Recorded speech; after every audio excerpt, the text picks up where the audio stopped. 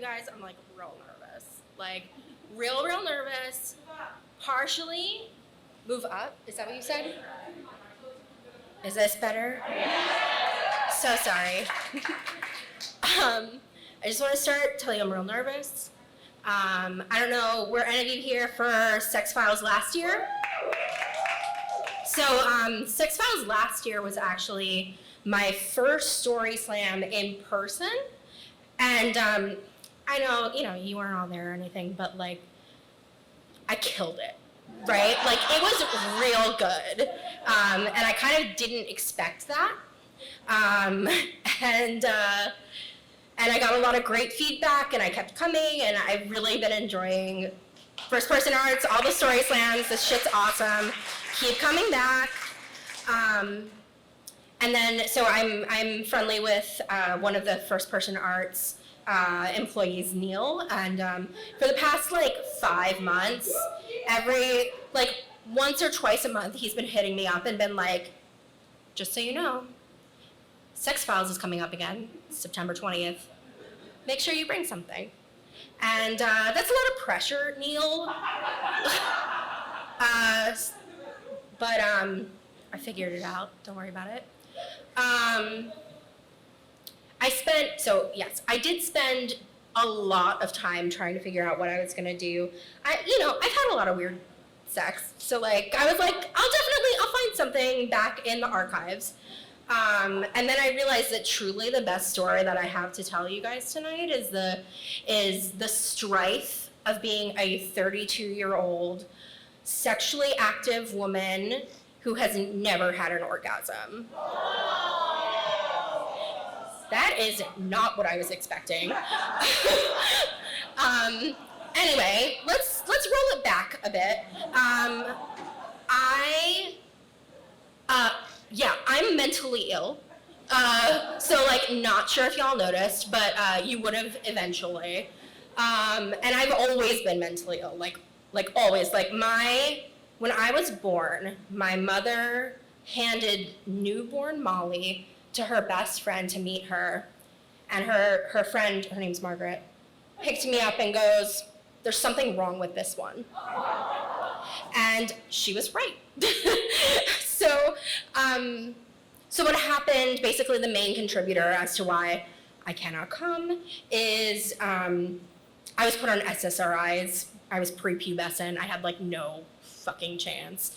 And I spent all of my 20s trying to prove that I had no chance. I slept with a wide range of cis men who were various degrees of incompetent. But there was also this other side of it where it's I can have sex and not have an orgasm and have a successful interaction, have fun. It's not, it's not everything, from my understanding. So when I turned 30, I was like, all right, we're kicking it up a notch. We're getting fucking weird with it, okay? So I signed, who here has a FetLife account? No? Okay, all right. So I created a FetLife account. It's a kink website. I started going to sex parties. I started exploring my sexuality more. I started going to kink events, blah, blah, blah, blah, blah, all the things. And it still wound up being a lot of the same, except it was more interesting.